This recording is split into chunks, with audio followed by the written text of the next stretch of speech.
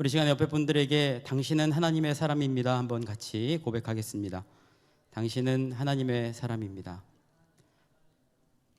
한 번만 더 해볼까요? 아주 중요한 고백입니다. 옆에 분들에게 당신은 하나님의 사람입니다 한번 고백하겠습니다. 당신은 하나님의 사람입니다. 믿으십니까? 지난 한 주간 나라가 굉장히 어렵고 또 시끄러웠습니다. 사실은 일련의 여러 가지 모습들을 보면서 한국교회가 나라와 민족을 위해서 정말 많이 기도하고 또 그냥 침묵하면 안 되겠다라는 생각을 많이 하게 됐습니다. 이번 한 주간 사실은 저희들이 정말로 가슴을 치며 회개해야 될 것들, 또 우리들이 먼저 하나님께 나아가 기도해야 될 부분들이 무엇인지를 깊이 살펴보는 한 주간이었었으면 좋겠고요.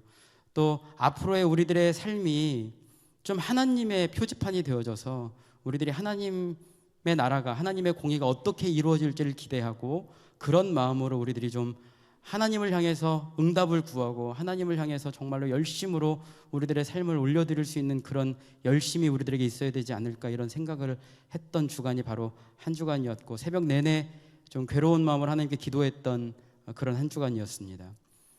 사실은 그런 중에 만났던 말씀이 바로 오늘 하박국 말씀인데요. 오늘 우리들이 읽은 이 하박국서도 사실은 그 당시의 상황이 오늘 지금 우리가 만나는 이 상황과 별로 다르지 않았던 것 같습니다. 그 당시의 상황을 보니까 유다 왕국의 요시야라는 왕이 종교개혁을 아주 대성공을 거두면서 교회, 이 나라와 민족 안에 새로운 영적인 부흥의 운동이 일어나기 시작했습니다. 그런데 중요한 것은 기득권 세력이 그 개혁에 반발해서 극심하게 반발을 일으켰던 때이기도 했다라는 것이죠. 그러니까 나라가 어려운 가운데 있었는데 예기치 않게 요시야 왕이 전쟁에 나가서 전사를 하게 됩니다. 그러니까 반대 세력에 있었던 기득권 세력들이 이제 왕을 세우죠. 둘째 아들이었던 여호아스라는 사람을 왕으로 세웠는데 이 사람이 왕이 되면서도 혼란이 계속 가중되는 거죠. 그리고 나서 무질서 상태가 계속되니까 이집트가 유다 왕국의 내정에 감섭해가지고 여호아스를 폐위시키고 이 엘리야김이라는 왕을 세우는데 그 사람의 이름을 여호와김으로 바꿔버려요. 그리고는 그 사람을 왕으로 세웠는데 문제는 뭐냐면 이 사람이 왕으로 서고 나서 말씀을 싫어하는 거예요. 하나님을 두려워하지 않고 말씀을 싫어해서 이 사람이 했던 일이 무엇이냐면 왕이 이 편지를 뜯어보던 칼이 있어요. 그 칼로 하나님의 말씀을 다 갈기갈기 찢어가지고 화롯불에 던져버려요. 땔감으로밖에 쓸 일이 없다라고 하면서 그래서 이렇게 되니까 지배계층이 부패하고 타락하고 그리고 향락이 극에 달하는 상황을 만나게 되죠. 바로 그때에 일어났던 선지자가 누구냐면 바로 하박국이라는 선지자입니다. 이 하박국 선지자가 그 당시의 상황을 보니까 참으로 한탄스럽고 의아하게 짝이 없는 거죠.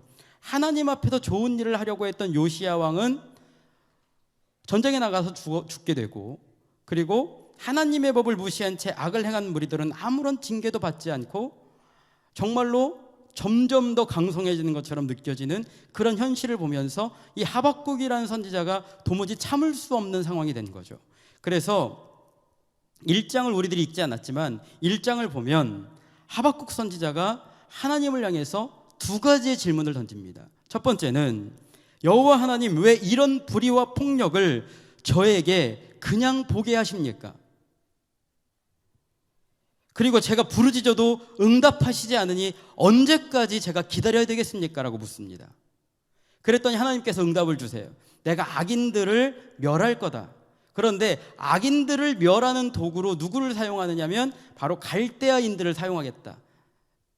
오늘날로 하면 바벨론 사람들을 쓰겠다라는 거예요. 그런데 이 갈대아인들은 그 당시에 악하고 사납기로 소문난 사람들이에요. 그러니까 그 응답을 들은 하박국이 하나님을 향해서 다시 한번 질문을 던져요. 어떤 질문을 던지냐면, 오 하나님, 유다 나라의 악인들이 심판을 받을 것이라는 점은 확인되었습니다만 더욱 악한 악인 바벨론이 자기보다 더 의로운 사람 이스라엘 백성을 무력으로 사용하여 함부로 해도 되는 것입니까? 라고 다시 한번 질문을 던집니다. 그리고 나서 주시는 응답의 말씀이 오늘 우리들이 읽은 하박국 2장 1절부터 4절 말씀에 하나님의 응답이 이제 들리기 시작하는 거죠. 그런데 오늘 이런 질문을 던지면서 하박국 선지자가 응답을 기다리고 있어요. 1절에 보면, 오늘 우리들이 읽은 2장 1절에 보면 이렇게 나와 있습니다. 내가 내 파수하는 곳에 서며 성루에 서리라. 그가 내게 무엇이라 말씀하실는지 기다리고 바라보며 나의 질문에 대하여 어떻게 대답하실는지 보리라 하였더니 라고 나와 있습니다. 유심히 살펴볼 것은요, 이 하박국 선지자가 지금 서 있는 자리가 어디냐라는 게 우리들이 좀 유심히 살펴봐야 될 부분입니다. 하박국이 지금 어디에 서 있습니까? 지금 자기가 어디에 서 있다고 얘기하고 있죠? 자신이 파수하는 곳에 서 있습니다. 그리고 어디에 서 있다고요? 성루에 서 있습니다 라고 얘기를 하고 있습니다. 그러니까 지금 하박국은 자기를 뭘로 인식하고 있냐면 나는 파수꾼이다 라고 인식을 하고 있어요. 파수꾼인 하박국이 지금 어디에 서 있냐면 성루에 서 있다라는 겁니다. 아까 우리 찬양하면서 그 이름, 주님은 나의 강한 성루라고 얘기했는데 여러분 성루가 어딘지 아십니까?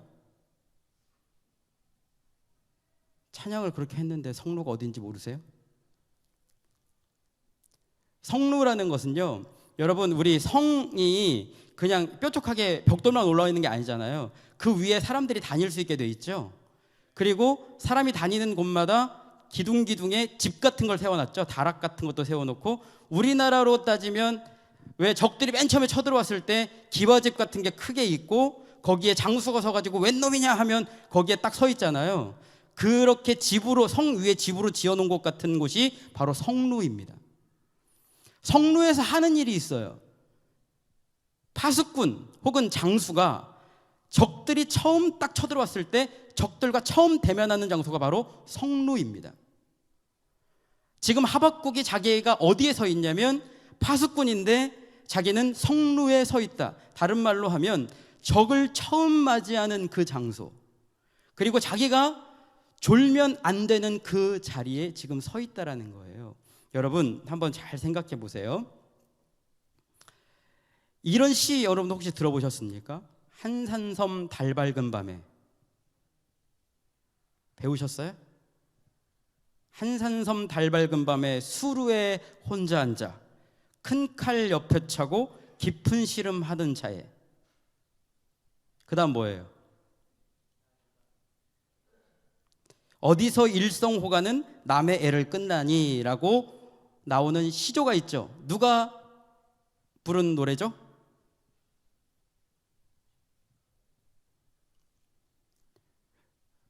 이순신 장군이, 큰 칼 나오면 딱 아셔야죠. 이순신 장군이 사실은 어디에 서 있다고요 지금? 자기는 수루에 앉아있다라고 얘기하고 있어요. 그런데 이 수루라는 단어와 성루라는 단어가 똑같은 단어입니다. 그러니까 지금 이순신 장군이 서 있는 자리가 어디냐면 성루에 서 있어요. 성루에 앉아 있어요. 그런데 이 사람이 걱정하는 건 뭐냐면 민족의 안위예요. 이순신 장군은 조선의 유일한 희망이었죠. 그러니까 지금 하박국이 서 있는 이 파수꾼의 자리, 성루의 자리는 어떤 자리냐면 민족 전체를 책임지는 자리, 내가 아니면 안 되는 그 자리. 그래서 내가 무너지면 안 돼, 내가 무너지면 온 민족, 온 공동체가 망할 수 있는 바로 그 자리가 성루라는 자리예요. 그러니까 지금 하박국은 거기에 서서 하나님의 응답을 기다리고 있다라는 얘기죠. 여러분 성경을 보면 성경이 우리의 위치를 얘기해주는 성경 말씀이 여러 번 등장을 하는데, 특별히 베드로전서 2장 9절에 보면 이렇게 말씀이 나와 있습니다. 너희는 택하신 족속이요 왕같은 제사장들이요 거룩한 나라요 그의 소유가 된 백성이니 이는 너희를 어두운 데서 불러내어 그의 기이한 빛에 들어가게 하신 이의 아름다운 덕을 선포하게 하려 하심이라 라고 나와 있습니다. 그런데 여기에 우리를 지칭하는 단어들을 살펴보니까 우리들을 뭐라고 표현하고 있냐면 왕같은 제사장, 거룩한 나라라고 표현하고 있는데, 그 자리들을 살펴보니까 전부 다 어떤 한 공동체의 대표성을 의미하는 그런 단어들이라는 거예요. 그러니까 여러분 오늘 하박국이 서 있는 이 성루 성루라는 이 자리, 파수꾼으로 내가 무너지면 안 된다라는 이 책임감을 가지고 있는 이 자리는 바로 누구의 자리냐? 하박국만의 자리가 아니라 오늘 말씀을 듣는 우리들의 자리이기도 하고 우리들이 서 있어야 되는 자리이기도 하다라는 거예요.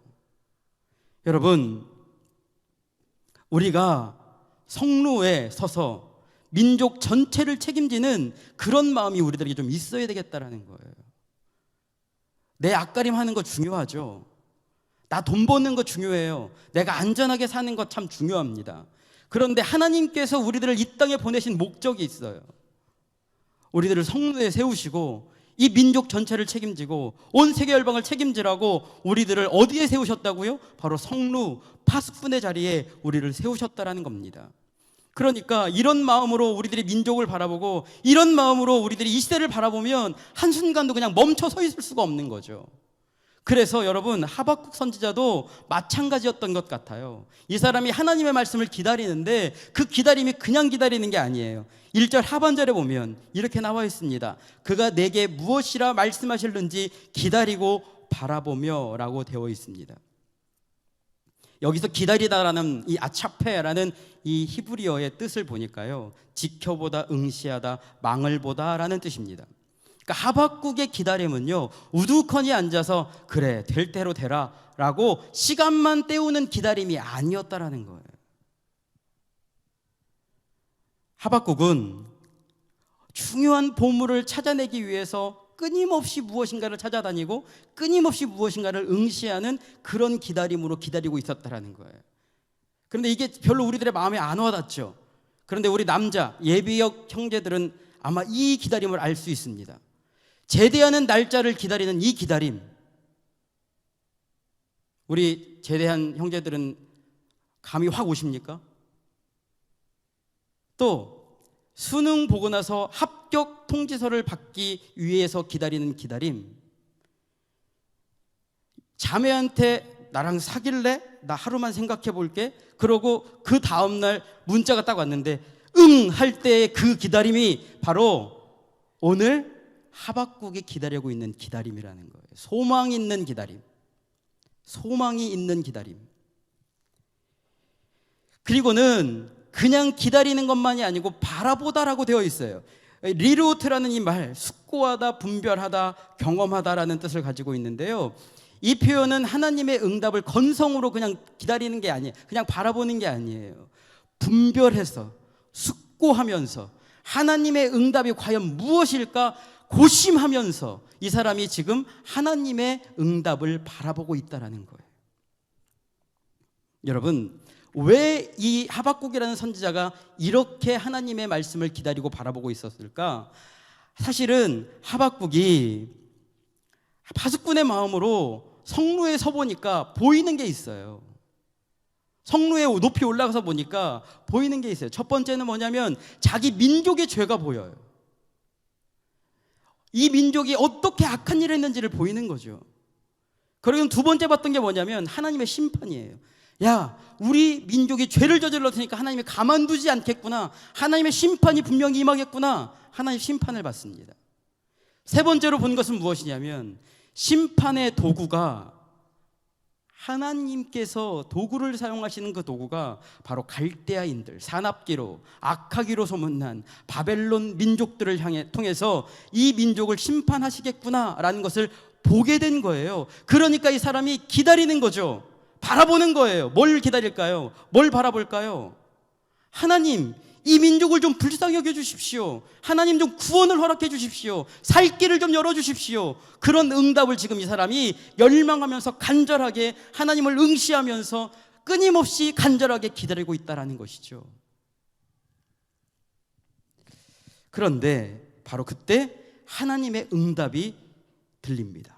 2절 말씀해 보니까 여호와께서 내게 대답하여 이르시되 너는 이 묵시를 기록하여 판에 명백히 새기되 달려가면서도 읽을 수 있게 하라 라고 말씀하십니다. 그런데 여기에서 이 하나님께서 대답하시되라는 이 단어, 와이야 아네니라는 이 단어는요, 간절한 기도에 대한 응답하다라는 그런 단어입니다. 여러분, 제가 이 말씀, 이 단어를 보면서 얼마나 은혜가 있었던 것은, 여러분 잘 보세요.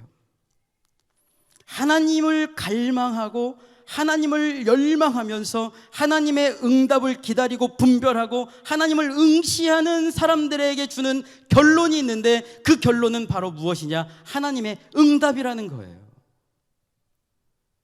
여러분, 이런 차원까지 기도하셔야 된다는 거죠. 이런 갈망함, 이런 열망이 나에게 있어야 된다는 거예요. 기도는 시간 채우는 게 기도가 아니에요. 기도는 눈이 감는 게 기도가 아니에요. 여러분, 기도의 결론은 아멘이 아닙니다. 기도의 결론은 믿음이고 열망이고 갈망이에요. 하나님께서 나의 인생에 어떤 응답을 주실지 내가 갈망하고 열망하는 그런 믿음이 나에게 있어야지만 하나님의 응답이 무엇인지를 분별해낼 수 있다는 거예요. 이런 경험들이 축적되고 쌓이면요, 그게 바로 신앙이 되는 거예요. 그리고 그 신앙이 있는 사람들은요, 하나님과 깊은 교제 가운데 가게 됩니다. 하나님의 움직임이 보여요. 하나님이 어떻게 역사하시는지 하나님의 방법이 보여요. 하나님의 디자인이 보이기 시작합니다. 그래서 오늘 말씀해 보니까요, 하박국이라는 이 선지자가 하나님의 이 엄청난 움직임을 보기 시작한 거예요. 그래서 오늘 하박국이 하나님께서 주신 응답의 특징, 이것들을 이 사람이 딱 봅니다. 이 사람이 본 하나님의 응답의 특징, 첫 번째는 뭐냐면 바로 이 묵시를 기다리라 라고 말씀하셨다는 거예요. 이 묵시예요. 여러분, 그냥 말씀을 기다리라고 한 게 아니고요, 정관사 하가 붙어 있어요. 이 묵시, 어떤 특별한 말씀인 거예요. 이 특별한 말씀을 기다려라 라는 겁니다. 이 특별한 메시지, 이 메시지를 어떻게 하라고 나와 있냐면 달려가면서도 읽을 수 있게 새겨라 라고 명령하셨습니다. 그런데 사실은 원문에 충실하게 좀 번역을 해보면요, 이렇게 번역해 볼 수 있어요. 그것을 읽은 자가 달릴 수 있도록 새겨라 라는 거예요. 그것을 읽은 자가 달릴 수 있도록 새겨라. 여러분, 여기에 이 달리다라는 이 단어가요, 원래 뜻은 특별한 소식을 전하기 위해 달리다라는 뜻을 가지고 있어요. 자, 보세요. 말씀을 이렇게 좀 종합해 봅시다. 하박국 선지자가 하나님의 응답을 받은 것 중에 하나님의 응답은 뭐였냐면 이 묵시예요. 어떤 특별한 말씀인 거예요. 그런데 그 특별한 말씀을 이 사람이 접하고 나니까 이 말씀은 달릴 수밖에 없는 말씀이 된 거예요. 왜? 너무 놀라우니까 어디서든지 내가 이 놀라운 소식을 잡고 달릴 수 있게. 여러분, 마태복음 28장에 보면요, 예수님의 시신을 보려고 찾아간 여인들이 아주 충격적인 광경을 하나 보죠. 예수님의 시신이 없어져 버렸어요. 그리고 거기에 누구만 있냐면 천사만 있어요. 그리고 천사가 예수님이 부활하셨다라는 소식을, 충격적인 소식을 들려주신 거죠. 그랬더니 이 여인들이 했던 행동이 있어요. 28장 8절 말씀해 보니까 여인들이 어떻게 했다고요? 다름질 쳤다라고 나와 있습니다. 예수님의 부활이라는 충격적인 사실을 이 사람들이 보고 나니까 이 소식을 전하기 위해서 어떻게 했다고요? 다름박질했다라는 거예요. 그러니까 오늘 하박국 선지자에게 하나님께서 말씀하시는 거예요. 이 말씀, 이 묵시, 이 특별한 말씀을 네가 접하고 사람들이 접하면 달릴 수 있게 해라. 왜냐하면 이 말씀은 너무 놀라우니까, 너무 충격적이니까 이 말씀 듣고 달리라는 거예요. 두 번째 특징이 있습니다. 그 메시지는 정한 때가 있다라는 거예요. 정한 때. 여러분, 이 때는요, 우리들이 그냥 0시부터 24시까지 돌아가는 시간을 크로노스의 시간이라고 그러죠. 그런데 칼날처럼 하나님의 응답이 콱 박히는 그런 시간이 있어요. 그 시간을 일컬어서 카이로스의 시간이라고 얘기를 합니다. 남자 여자가요, 어제까지 아무 사이가 아니었다가 갑자기 눈이 딱 마주치면서 찌릿 사랑이 통하는 그 순간을 카이로스의 시간이라고 그래요. 그런데 하나님의 사랑도 마찬가지죠. 하나님의 영광, 하나님의 임재가 우리들의 삶 가운데 칼날처럼 콱 박히는 그 카이로스의 시간, 정한 때, 오늘 말씀하고 계시다라는 거예요. 정한 때가 있다. 그런데 이 정한 때는요, 원문으로 보면 계절이 바뀌는 것처럼 어김없이 찾아오는 때예요. 여러분, 우리들이 아무리 부정한다고 하더라도 겨울은 옵니까 안 옵니까? 겨울은 분명히 와요. 제가 예언컨대 옵니다. 이번 겨울 내내 영하 한 번은 있을 거라고 저는 확신합니다. 선포해요. 이게 바로 계절이 바뀌는 정직한 때예요. 근데 그 계절이 바뀌는 것처럼 정한 때가 있다라는 겁니다.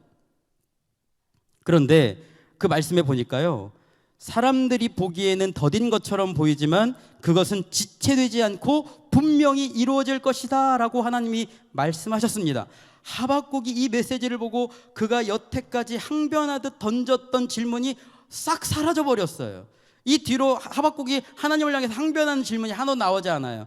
하나님의 강력한 말씀을 받았어요. 정한 때가 있다는 말씀을 받고 이 사람의 질문이 싹 사라져버리고 하박국 3장 2절에 보니까 깜짝 놀라는 하박국의 탄식이 나오는데, 여러분 그 말씀이 이렇게 나와 있습니다. 여호와여, 내가 주께 대한 소문을 듣고 놀랐나이다. 여호와여, 주는 주의 일을 이 수년 내에 부응하게 하옵소서. 이 수년 내에 나타내시옵소서. 진노 중에라도 긍휼을 잊지 마옵소서라고 하박국이 하나님을 향해서 감탄하고 있다라는 거죠. 그렇다면 과연 하나님이 주신 이 묵시는 과연 무엇일까요? 하나님이 정한 때가 있다고 말씀하신 이 정한 때라는 건 도대체 뭘까? 사실은 구약 성경에 그 묵시와 때가 무엇인지 나와 있지 않기 때문에 우리들이 정확히 알 수 없어요. 그래서 구약에 살지 못하는 건 뭘로 비춰보면 알 수 있을까요? 신약 성경에 나와 있는 말씀으로 비춰보면 우리들이 그것을 어렴풋이 유추해 볼 수 있겠죠. 그래서 갈라디아서 4장 6절에서 8절 말씀을 보니까 이렇게 나와 있습니다. 때가 참에 하나님이 그의 아들을 보내사 여자에게서 나게 하시고 율법 아래에 나게 하신 것은 하나님이 그 아들의 영을 우리 마음 가운데 보내사 아빠 아버지라 부르게 하셨느니라. 그러므로 내가 이후로는 종이 아니요 아들이니 아들이면 하나님으로 말미암아 유업을 받을 자니라. 다시 한번 읽어드립니다. 때가 참에 하나님이 그 아들을 보내사 여자에게서 나게 하시고 율법 아래에 나게 하신 것은 율법 아래에 있는 자들을 속량하시고 우리로 아들의 명분을 얻게 하려 하심이라. 너희가 아들임으로 하나님이 그 아들의 영을 우리 마음 가운데 보내사 아빠 아버지라 부르게 하셨느니라. 그러므로 내가 이후로는 종이 아니요 아들이니 아들이면 하나님으로 말미암아 유업을 받을 자니라. 여기에 뭐라고 나와 있습니까? 처음 시작이 뭐예요? 때가 참에.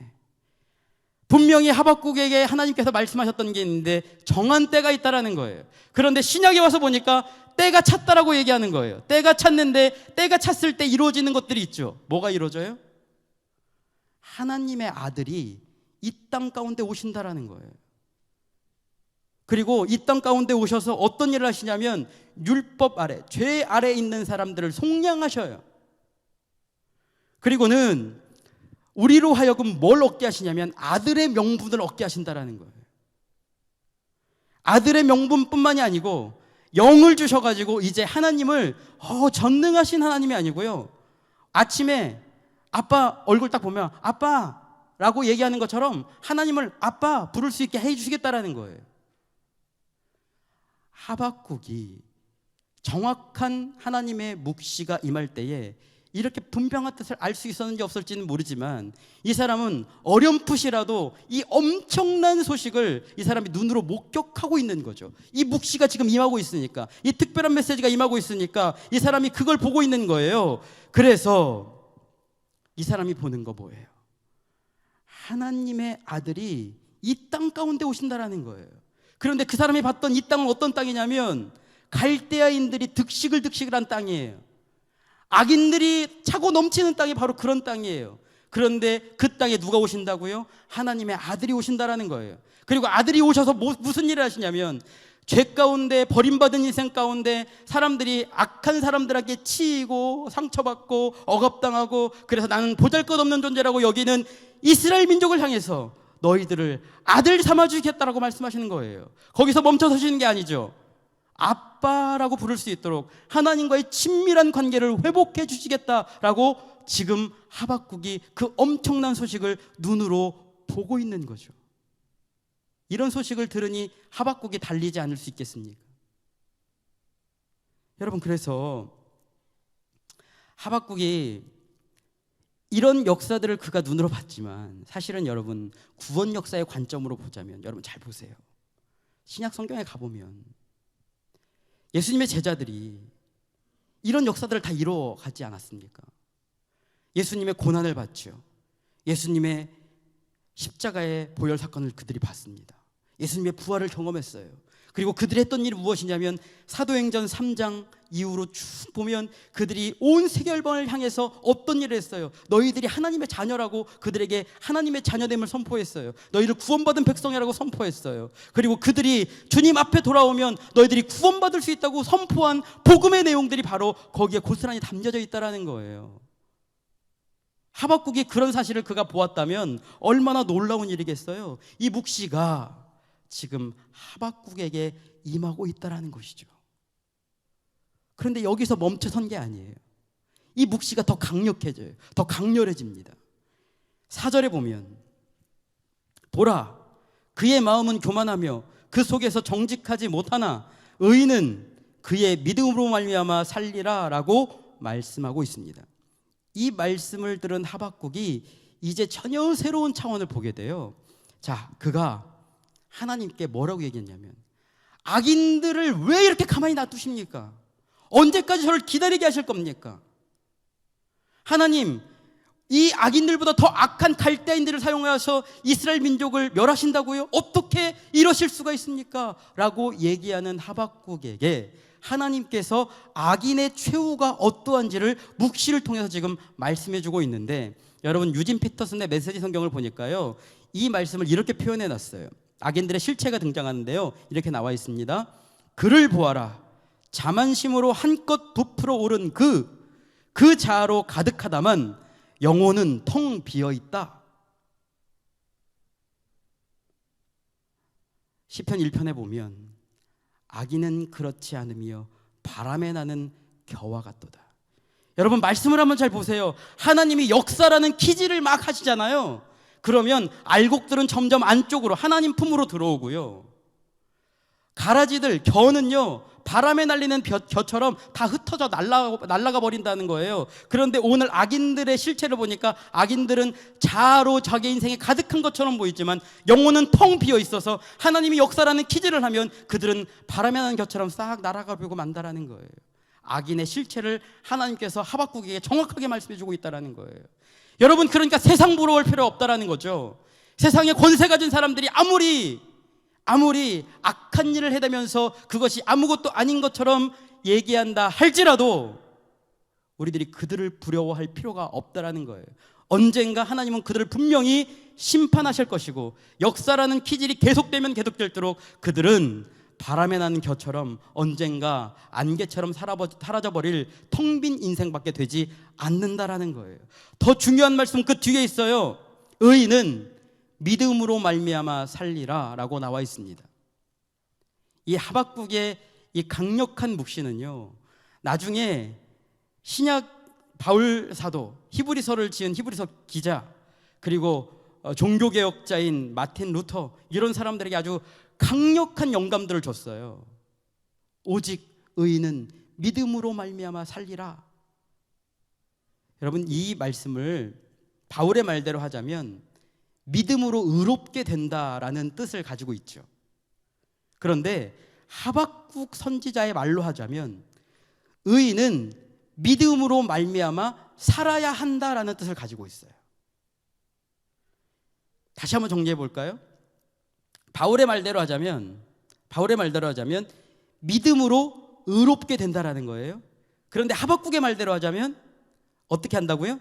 의인은 믿음으로 말미암아 살아내야 한다라는 뜻을 가지고 있다라는 거예요. 저는 이 두 말씀이 다 맞다고 생각해요. 예를 들면 이런 거예요. 지금 결혼을 꿈꾸고 있는 우리 지체들이 있잖아요. 결혼식을 하면서 둘이 뭐가 되죠? 부부가 됩니다. 그런데 결혼식을 하면서 부부가 됐는데 그 다음 날부터 다른 남자와 다른 여자를 만나고 다닌다면 명목상으로는 부부지만 그들이 부부입니까? 부부가 아닙니까? 부부는 부부인데 부부가 아닌 거죠. 부부는 뭘 해야 되냐면 서로 사랑하고 아낌없이 베풀어주고 배려하고 이해해주는 게 부부죠. 이렇게 살아야 된다는 거예요. 이게 바로 이 두 가지의 말씀을 의미해주는 말씀이에요. 자, 믿음으로 의롭게 되는 거는요, 우리들의 신분이 바뀌는 거예요. 그런데 여러분, 신분만 바뀐다고 다 되는 거가 아니라는 거예요. 내가 부부이면 부부답게 수준을 유지해야 된다는 거죠. 여러분, 군대 가보시면, 군대 처음 가면요, 계급장도 안 달아줘요. 여기에 번호 붙여놔요. 그리고 걔네들은, 죄송합니다, 이런 표현을 해서, 걔네들은 돌아다니는 거 보면 얼마나 허접한지 몰라요. 그냥 군복도 꾀재재하고, 그리고 쟤네들이 언제 군인 되나 이런, 저도 이 훈련병 사진 지금 보면요, 참 한숨밖에 안 나와요. 그런데 1병이 되고 2병이 되고 훈련을 받으면서 이 사람들이 군인이 돼가죠. 말하자면 군복을 입는 건 전부 다 신분을 바뀔 수 있지만 수준을 유지하기 위해서는요, 어떻게 해야 되냐면 훈련 받으면서 살아야 되는 거예요. 다른 말로 하면 살아가는 게 아니고요, 살아내야 되는 거예요.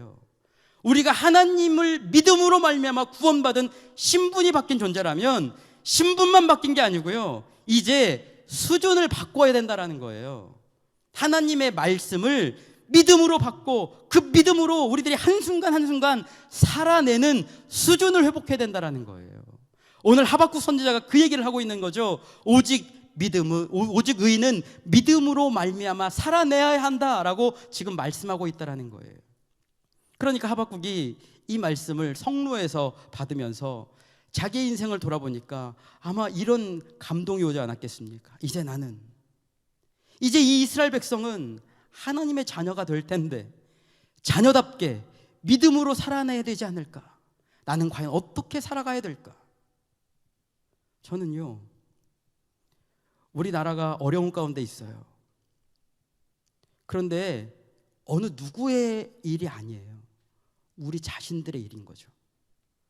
내가 믿음으로 살아내서 의인, 하나님의 자녀답게 살아내는 그 삶을 회복하지 않으면 이 나라에 진정한 회복이 일어나지 않는다라는 거예요.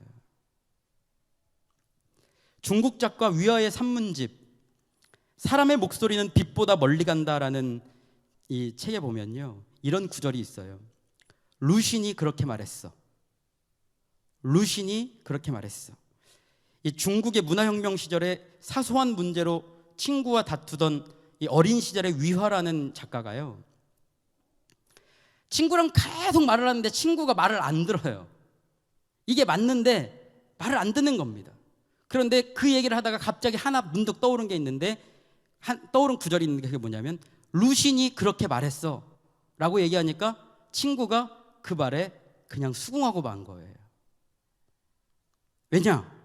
문화혁명의 소용돌이 속에서도 이 압큐정전의 작가였던 루신이라는 사람의 말은요, 중국인들에게 신뢰와 권위로 받아들여지는 그런 권위가 있었다고 합니다. 제가 이 루신이 그렇게 말했어라는 구절을 들으면서 이런 생각을 했어요. 첫 번째는 하나님이 그렇게 말씀하셨어. 하나님의 말씀이니까 내가 이해되지 않고 내가 믿어지지 않는다 할지라도 그래, 하나님이 말씀하셨으니까 그대로 살아내는 거야 라고 우리들이 하나님의 말씀을 그렇게 좀 받아들였으면 좋겠다는 거 한 가지고요. 두 번째는 우리의 삶이 하나님을 믿는 자녀답게 살아가면 우리 친구들이 예수 믿는 그 친구가 그렇게 말했으니까 그 말이 맞는 거야 라고 우리들의 삶이 그렇게 살아가야 되지 않을까, 이런 생각을 하게 됐어요. 여러분, 여러분들의 인생의 가장 큰 권위는 뭐예요? 여러분들에게 있어서 누가 이렇게 말했어 라고 자신 있게 얘기할 수 있는 여러분들의 가장 기준점은 뭐냐라는 거죠. 오늘 하박국은 하나님의 말씀을 그의 마음 중심에 받고, 그리고 그 마음 중심에 새겨진 말씀을 그가 그대로 실현해내기 위해서 끊임없이 기다리고 묵상하고, 그리고 말씀이 임했을 때에 엄청나게 압도되는 말씀에 감탄하면서 하나님의 말씀이 분명히 이루어질 것이다, 그리고 선포하기를 오직 의인은 믿음으로 말미암아 살아낼 것이다 라는 그 강력한 선포를 우리들에게 말씀하고 있다는 것이죠. 여러분, 시간은 그냥 여러분들에게 뜬금없이 주어진 게 아니에요. 여러분, 이 시대에 여러분들이 존재하게 된 이유는 분명히 있어요. 여러분들이 지금 공부하고 있는 이유는 분명히 있다라는 거예요. 여러분들이 직장 생활하는 이유는 분명히 있다라는 거예요. 여러분들이 살아가고 있는 가정과 여러 가지 환경들, 여러분들에게 주어진 여러 가지 조건들은 다 이유가 있다라는 거예요. 거기에서 여러분들이 해야 될 일이 있는데, 그것은 다른 게 아니라 바로 믿음으로 말미암아 살아내는, 이 세상에 하나님이라는 기준을 아름답게 만들어내는 도구가 되어지기 위해서 여러분들이 지금 존재하고 있다는 것이죠. 그렇다면 오늘 여러분들 같이 기도하면서 좀 새롭게 결단하셨으면 좋겠어요. 하나님께 더 깊이 나아가셨으면 좋겠어요. 그리고 하박국이 하나님을 바라봤던 것처럼 열망하면서 갈망하면서 하나님을 기다리고 응시하고 바라보고 하나님의 묵시, 하나님의 말씀이 나에게 임하실 수 있도록, 내 마음 중심에 체화될 수 있도록, 그래서 그 믿음으로 살아낼 수 있는 그런 결단이 이루어질 수 있도록 하나님께 깊이 나아가시는 귀한 시간 되시기를 주님의 이름으로 부탁드립니다. 같이 기도하겠습니다.